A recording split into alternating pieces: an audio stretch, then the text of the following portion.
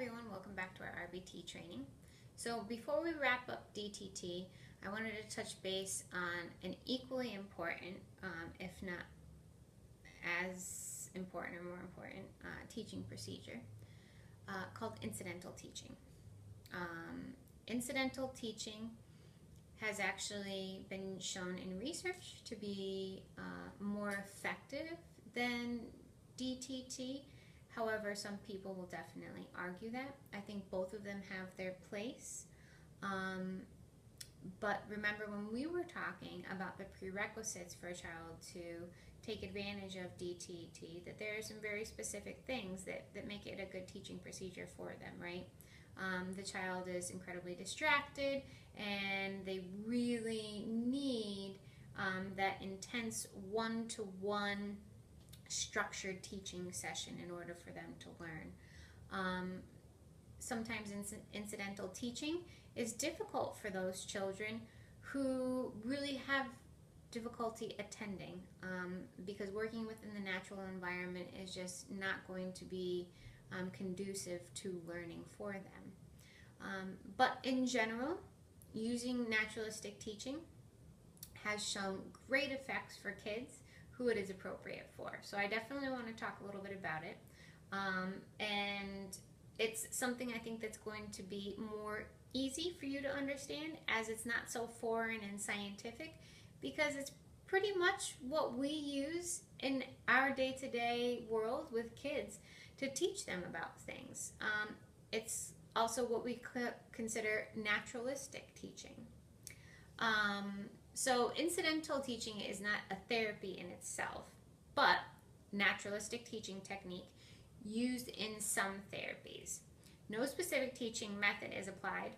Rather, naturally occurring opportunities for learning are maximized, and the child's attempts to behave in a desired way are increasingly reinforced the closer they get to the desired behavior, right? Kind of sounds like shaping.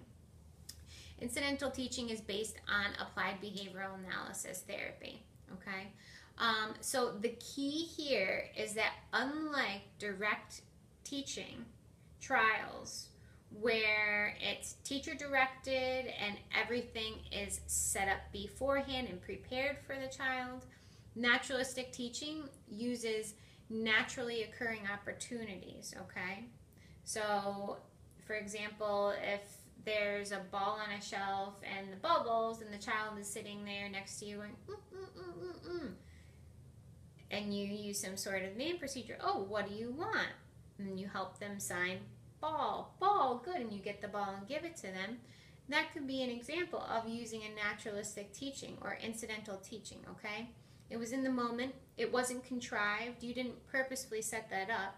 Or maybe you kind of did just to make it more likely that they'll have to make a request for it because it's out of reach, okay? But it wasn't necessarily structured to do so.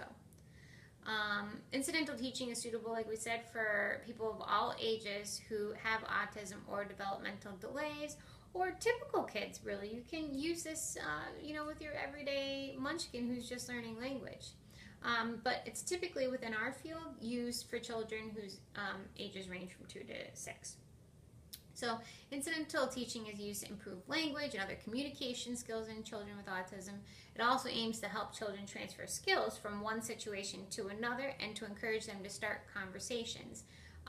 Real generalization starts to apply because it's in the moment. They're learning that, when they request the ball, that they can get the basketball or the soccer ball or other things right in that moment. So, they're learning, but it's also really using their motivation. Because as we talked about with man training and teaching that initial language, it is so important for them to want that item.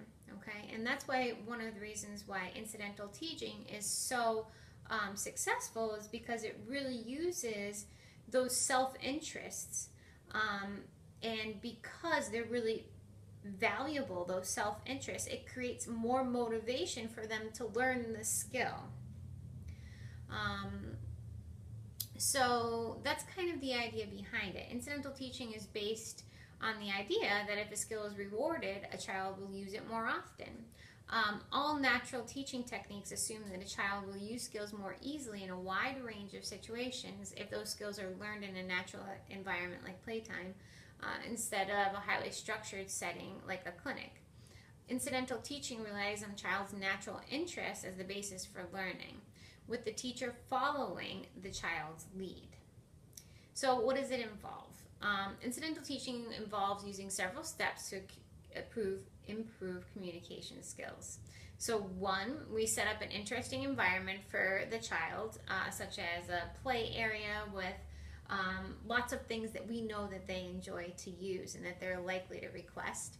And then two, we restrict access to those interesting objects in some way, right? So we put them higher on the shelf, or we put them in clear containers with hard tops that are hard to open. Three, the learning begins when the child asks for an object or makes a gesture, okay? So remember, that's part of that behavior. We've got our antecedents, which are, remember going back to our DTT now, there's some similar things but different.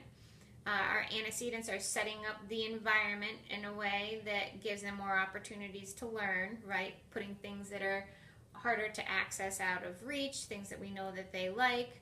Then the behavior we're looking for is when the child asks for the object or makes some sort of a gesture towards them, or a sound or a grunt, or pulls you or pushes you out of the way, right?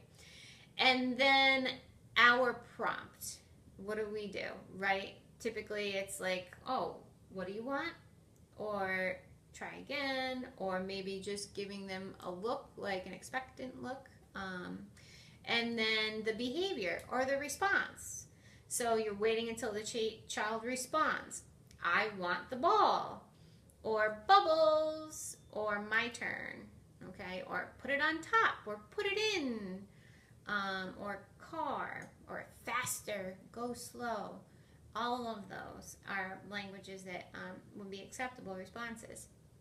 And then, of course, the consequence, or the reward, right? Or our error correction procedure, where maybe we help them use the appropriate language, whether it's using a visual icon, a sign to gesture, or a verbal word or phrase.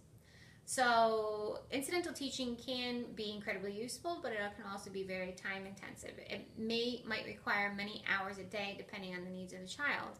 It can go on for several years. Cost considerations, the cost of naturalistic teaching approaches will depend on the type of intervention or program used. ABA programs using incidental teaching will probably involve a high cost because they're time intensive, right? You're going to set aside a therapy time for that kiddo to play with you for a good 1 to 2 hours. And remember, you're following their lead. So sometimes they might completely lose interest in something else. So you're going to have to figure out, okay, what else can we work on here? What else can I get this child interested in? Or, maybe they need a break in between and they just need some time to play by themselves. So it's following the child's lead that might increase the length of time that you do this program. And like we said, quality research shows that this approach has positive effects on behavior of children with disabilities and autism. And be sure to read the journal article that's attached to this afterwards, okay? All right, so leading into this, I want to talk about another type of intervention that is very similar to incidental teaching.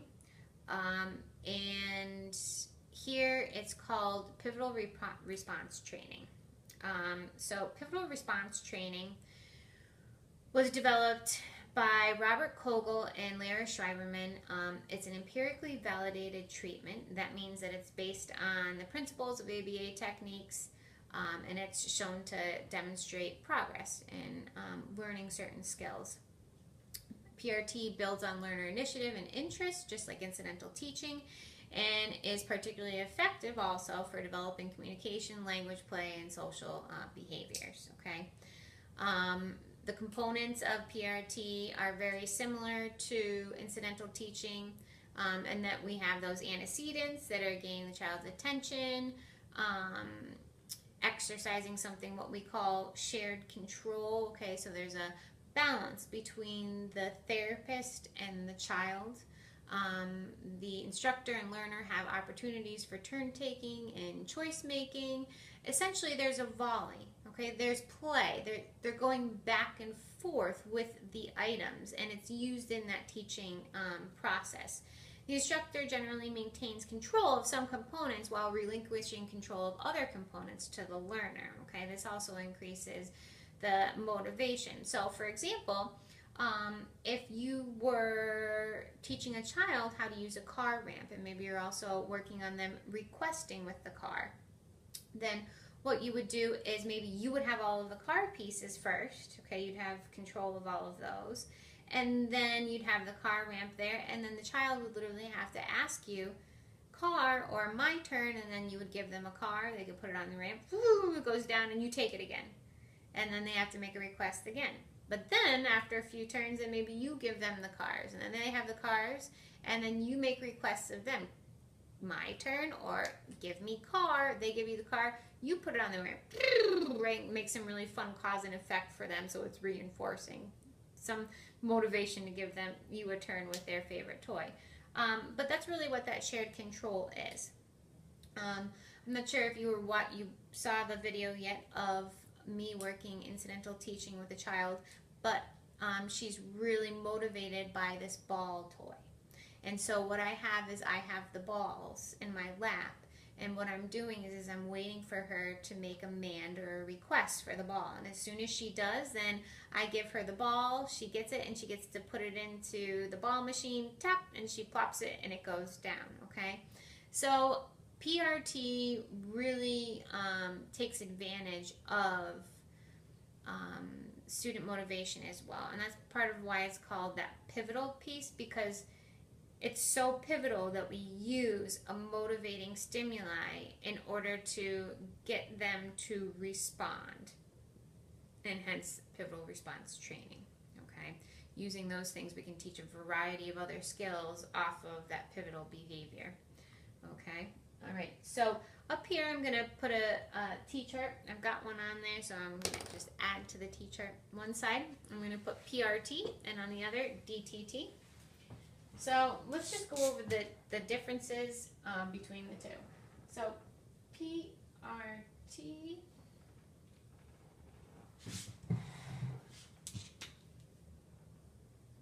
and DTT. So first, DTT is teacher directed, right? There's no shared control.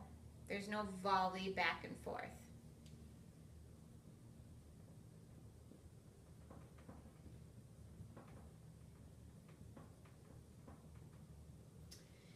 So the opposite of that for PRT is that we have that shared control.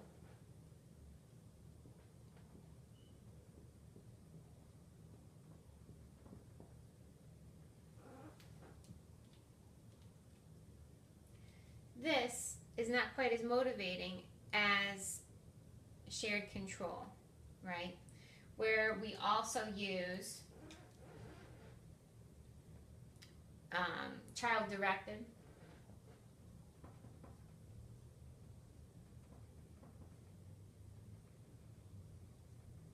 and motivating stimuli to teach, right? So for example, when I was working with the child and we were working with the ball toy, she had asked to play with that ball toy, and I was like, awesome, great.